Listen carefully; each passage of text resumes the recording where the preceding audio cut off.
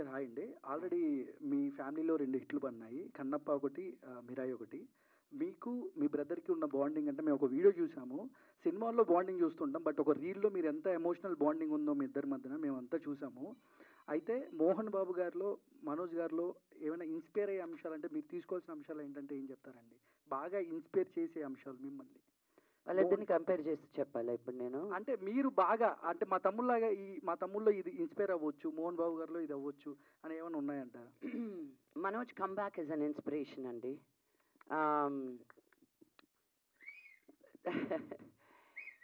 Because I hope ప్రతి youth మనం చాలా టైం లైఫ్‌లో అందరికీ ఆ టైం వస్తుంది. అబ్బా! నాకొద్దు ఇది ఇక్కడితో ఎండ్ అయిపోతే బావున్ను అనేది ఆ ఫీలింగ్ ప్రతి ఒక్కరి లైఫ్‌లోనూ వస్తుంది. కానీ జీవితం ఇంతే అనుకుంటే నరకం, జీవితం ఎంతో అనుకుంటే స్వర్గం. ఆ ఇంతే జరిగినప్పుడు మనం ఓహ్! నో ఇంక నాకొద్దు అనుకుంటే కాదు. మనోజ్ ఎన్ని అడ్డంకులు దాటుకొని, ఎంత మనోవేదన దాటుకొని ఇంత దూరం వచ్చాడు అనేది అది మామూలు విషయం కాదు. So that it self is an inspiration. మా నాన్నగారిని ఈరోజు చూస్తే మేమిద్దరం వయసు అవుతుంది కానీ మాకు, ఆయనకి అవ్వట్లేదు. ఆయన ఈ రోజుటికి ఇప్పుడు 'పారడైజ్' సినిమా తెలుసా తెలీదా అందరు?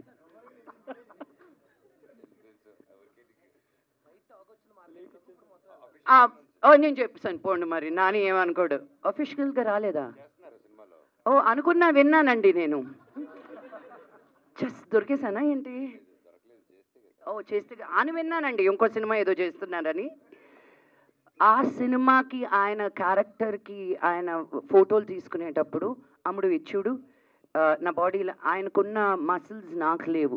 He's weight training continuously because ఆ క్యారెక్టర్కి ఒక సర్టన్ లుక్ ఉండాలి అని. ఈ వయసులో ఎవరు వచ్చింది చేసింది వెళ్ళిపోదాం. చాలామంది యాక్టర్స్ మనకు తెలుసు ఒక సెట్కి వచ్చి 2 అవర్లే పనిచేసి నేను ఎంతకంటే చేయను అని చెప్పి, బికాజ్ వాళ్ళు ఒక హిస్టరీ ఉంది, నేను ఒక సీనియర్ ఆర్టిస్ట్ని అని. నాన్నగారు సెట్కి వస్తే ఒక చిన్న బిడ్డలాగా బిహేవ్ చేస్తారు. అది ఫస్ట్ టైం డైరెక్టర్ అవని, ఎంత పెద్ద డైరెక్టర్ అవని. సో సెట్లో he's a very very very inspiring man.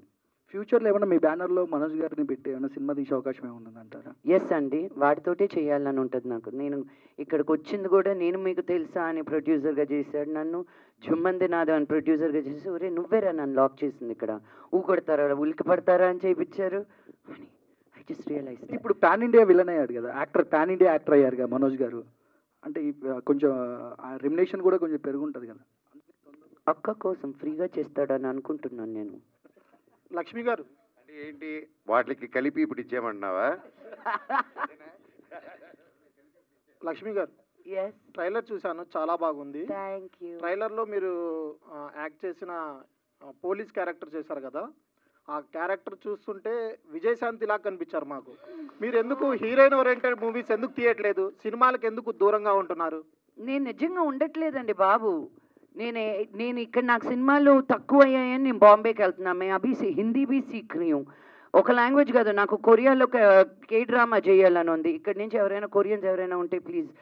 I don't restrict my self ఇలాగే చెయ్యాలనండి.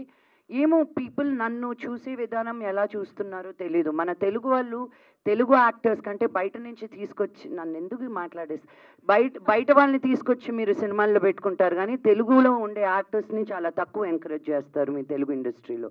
అది మీరు ఇండస్ట్రీలో ఉండే వాళ్ళని అడగాలి.